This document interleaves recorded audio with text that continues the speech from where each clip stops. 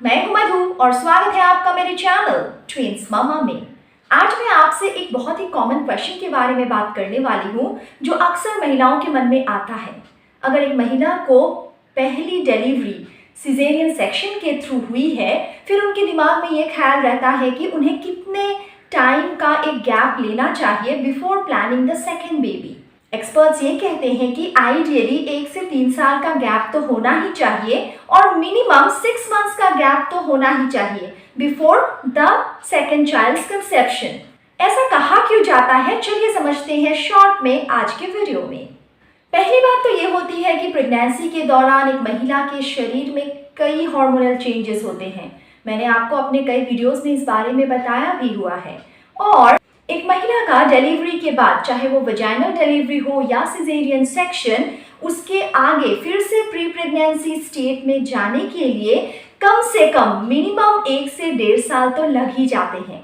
वैसे कुछ individualised factors भी इसमें शामिल हो सकते हैं, बट अगर ऑन एन एवरेज आप माने तो 1.5-2 साल आप कह सकते हैं, उतना टाइम लग जाता है एक महिला को फिर से अपने प्री प्रेगनेंसी स्टेट में जाने के लिए। इस बात को अगर आप एक एग्जाम्पल सहित समझना चाहें तो फिर आपको ये समझना होगा कि फॉर एग्जाम्पल एक महिला जब बेबी को कैरी कर रही होती है या फिर जब इनिशियल 6 मंथ्स में एक्सक्लूसिव ब्रेस्ट फीडिंग कर रही होती है और उसके आगे भी 1-1.5 साल तक जब बच्चा ब्रेस्ट फीडिंग पे बहुत हद तक निर्भर होता है, दो वो सॉलिड्स और सेमी सॉलिड्स खाना भी शुरू कर देता है, फिर भी ब्रेस्ट फीडिंग उसके डाइट का एक मेजर कॉम्पोनेंट होता है। इस पूरे ड्यूरेशन में एक महिला की बॉडी में आयरन या फिर कैल्शियम की जो रिक्वायरमेंट है वो काफ़ी हाई होती है, क्योंकि उनके थ्रू ही उनके बच्चे को आयरन और कैल्शियम मिल रहा होता है।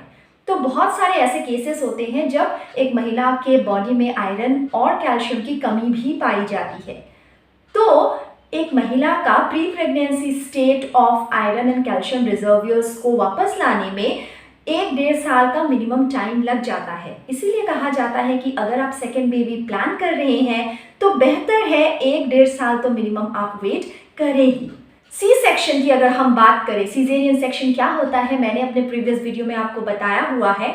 नॉर्मल डिलीवरी की भी एक अच्छी सी जानकारी मैंने प्रीवियस वीडियोज़ में आपको दी हुई है।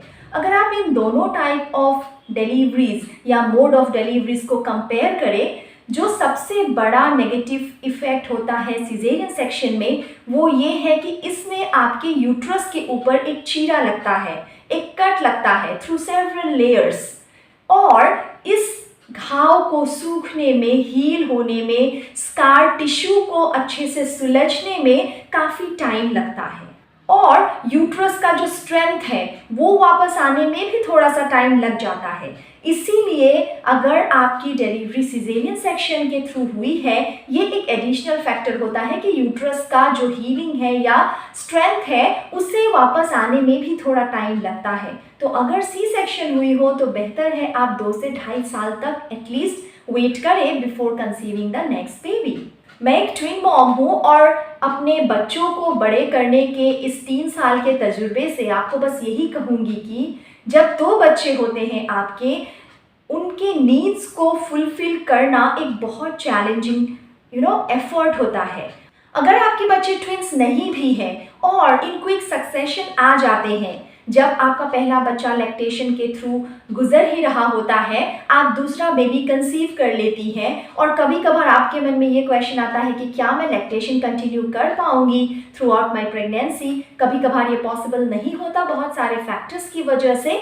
तो ऐसे में हो सकता है आपके लिए दोनों बेबीज़ का, एक जो आपके इन यूट्रो है और एक जो आपके हाथ में अभी इन्फेंट या फिर टॉडलर है, इन दोनों का ख्याल क्या आप रख पाएंगी? क्या आप में फिजिकली या फिर मेंटली इतनी कैपेसिटी है? ऐसे बहुत सारे फैक्टर्स पे डिपेंड होता है कि आप कैसे डिसाइड करेंगी कि आपको ये गैप कितना रखना चाहिए। वैसे मैं आपको कह जरूर रही हूँ कि 1 से 3 साल का गैप सही होता है एक्सपर्ट्स के अकॉर्डिंग, लेकिन ब्लैक एंड व्हाइट में कोई आपको नहीं बता सकता कि एग्जैक्टली आपको कितना गैप देना चाहिए।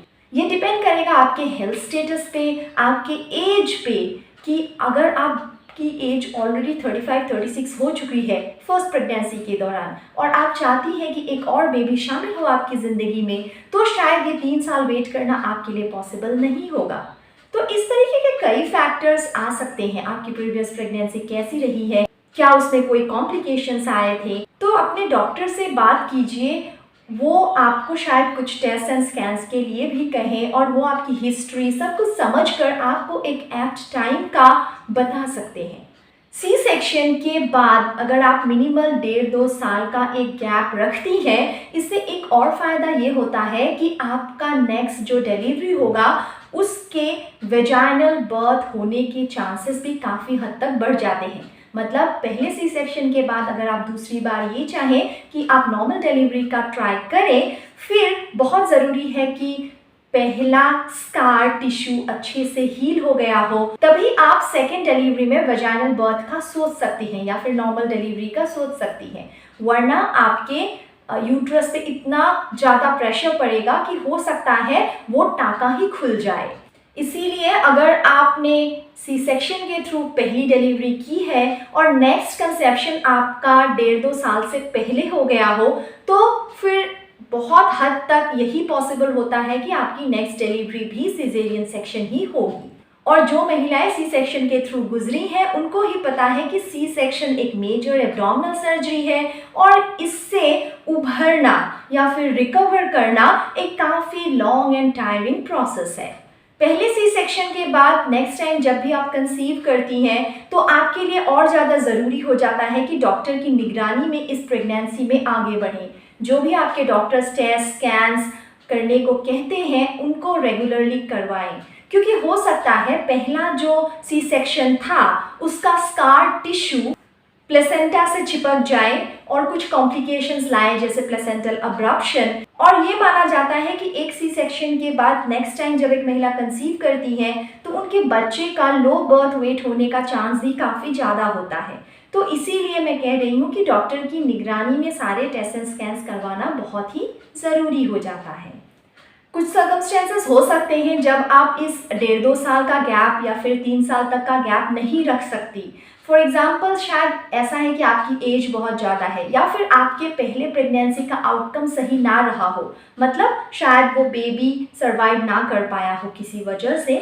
ऐसे में आप जल्दी भी कंसीव कर सकती हैं विद इन अ ईयर और सो। बस यही ज़रूरी है कि अपने डॉक्टर के कांस्टेंट टच में रहें। कुछ और सर्कमस्टेंसेस में ऐसा हो सकता है कि पहली डिलीवरी के आगे शायद आपको कुछ साइकोलॉजिकल इश्यूज रहे हो। मैंने आपसे ऑलरेडी पोस्टपार्टम डिप्रेशन या फिर स्लीप डिप्राइवेशन आफ्टर डिलीवरी, इस तरीके के मेडिकल कॉम्प्लिकेशंस के बारे में, साइकोलॉजिकल कॉम्प्लिकेशंस के बारे में बताया हुआ है। तो अगर आप इस तरीके के किसी मनोवैज्ञानिक मनोस्थिति से गुजर चुकी हैं या गुजर रही हैं या फिर आपको पोस्टपार्टम ब्लीडिंग वगैरह बहुत ज़्यादा रहा हो, ऐसे में बहुत ज़रूरी हो जाता है कि आपको 2.5 से 3 साल का गैप तो देना ही चाहिए।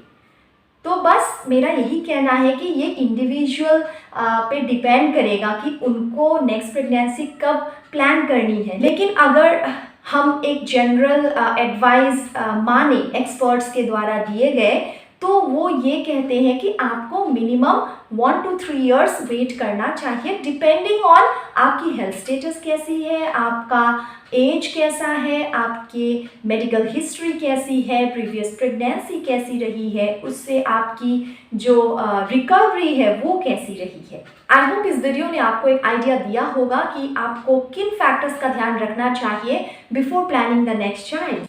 ऐसे ही प्रेगनेंसी और पेरेंटिंग रिलेटेड टॉपिक्स के लिए मेरे चैनल को काइंडली सब्सक्राइब कर ले और लाइक, शेयर एंड कमेंट करना ना भूलें। Thank you so much. See you soon.